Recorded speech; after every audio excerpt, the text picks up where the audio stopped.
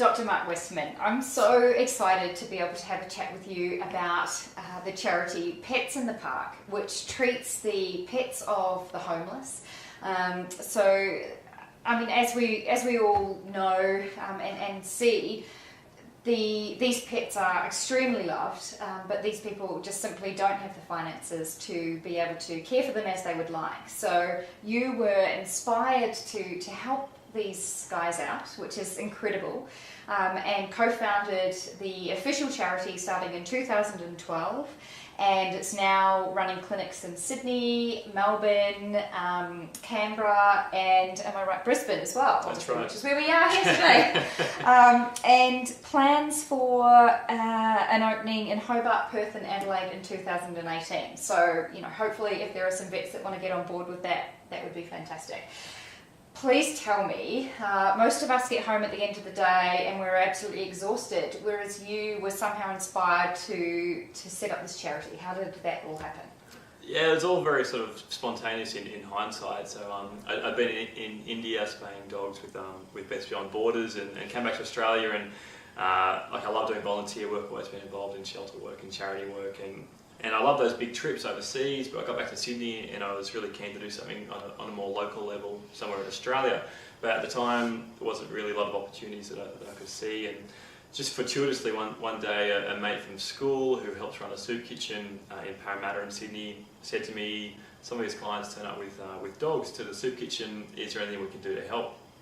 And it was just at that time in my life where I was really keen to do something extra, and said, perfect, can I come down? I'll bring a table and esky and some vaccines and flea and worm treatment and just check them under this tree in a park in Parramatta. And that's where the seed of the idea really started, and it took off in 2012 when I was joined by three others, and we co-founded Pets in the Park and started a second clinic in Sydney. Yeah, that's amazing. And so vets volunteer their time. I've volunteered myself in Brisbane. It's heartwarming. It's amazing. And so you volunteer your time. Everyone volunteers their time. It's a labour of love. I've never got a cent from Pets in the Park, and like you said, one of the best things about Pets in the Park is that community of people that come together and volunteer. Like, I always leave a clinic just inspired and motivated by being around like-minded people that are trying to do something really positive with the community. Yeah, that's great. And obviously, we're here in front of a bunch of surgeons, and they're probably wondering how they can help. What happens if one of these pets does require surgical treatment? So even desexing or anything surgical. Definitely. So the pillar of Pets in the Park is our monthly health clinic. So that's where we provide free veterinary care, your vaccinations, flea and tick and worm treatment, etc.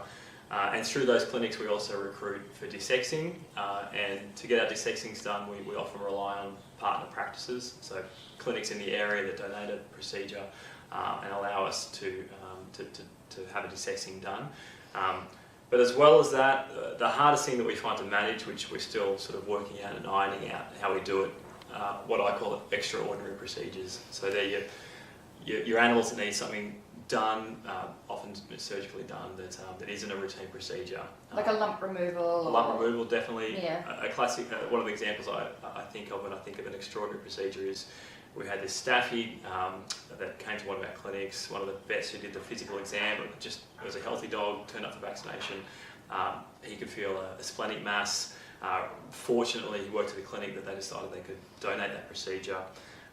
We organised for transport of that animal to the clinic. They did the splenectomy, returned the dog to the owner, went beautifully well. So a really great example of how the profession and one particular clinic supported the work of Pets in the Park. Yeah, that's fantastic. And those clinics, my understanding is that they remain anonymous to the client, and that sometimes they're so emotionally attached to these pets that someone from Pets in the Park actually stays with them while the pet's transported to the clinic and then back. So it's extraordinary, really. Yeah, that's right. I mean, these animals are often a lifeline to their clients, to their owners. So that's the sort of thing we'll do if needed. And you're right about the anonymity. Anonymity is a tough word to say. So we operate on a really strict referral system. Our clients come to us because they're referred by social workers or caseworkers working in the homelessness sector.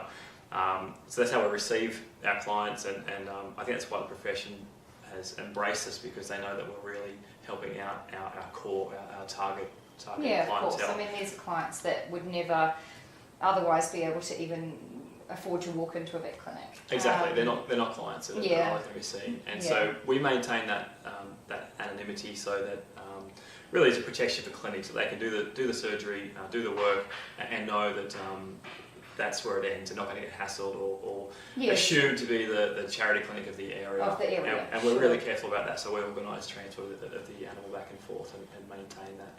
I think that's great. And I mean, even if, you know, I mean, my hope would be that clinics might just be able to even donate one procedure a year or something, or, you know, just depending on what's required. But yeah, I mean, that's an amazing help to us. And, yeah. My argument is it's such a great team builder. Like, staff love knowing that they're helping out a Pets in the Park case, and it's a real, you know, in busy, stressful clinics, it's a nice case thing and everyone feels good about. Yeah, exactly. I remember talking to my old boss actually, who was saying that they did something for a Pets in the Park client, and he got a lot out of it. You know, delivering that pet, you know, back to the client. And, you know, that's great to hear. Yeah, amazing. So yeah, no, you do a fantastic job. Like I say, it's extremely inspiring what you do, and thank you very much for having a chat with me. Thanks for your support, Abby. Really appreciate it.